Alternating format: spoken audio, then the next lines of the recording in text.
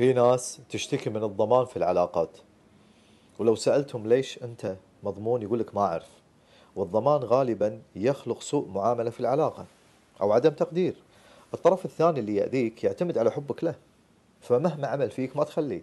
وأنت كذلك فاهم الحب غلط. كونك تحب يعني مهما تأذيت تبقى، مهما تم تجاهلك تبقى، مهما تم إهمالك تبقى، مهما حتى لو خانوك تبقى. ليش؟ لأنك تحب. وما علموك قبل أن اللي يحب يتحمل. مش صحيح. بهالطريقة ضمنوك وأهانوك وكملوا عليك. لو مهما يعملون فيك تبقى. غلط. الحب مع الوقت لو ما لقينا تقدير، الحب مع الوقت يقل. الحب مع الوقت من دون اهتمام ومبادلة قد ينعدم. الحب مع الوقت بسوء المعاملة قد ينعكس، يتحول الحب إلى كراهية. نعم صحيح، لا تعتمدون على الحب وحده. لا الطرف اللي يأذي لا تعتمد على أن الإنسان يحبك يبقى، ولا أنت الطرف اللي متأذي تقول أن أنا دام أحب أتحمل وأضحي وأتنازل. غلط، شوهت الحب. الحب ما هو كل شيء في العلاقة.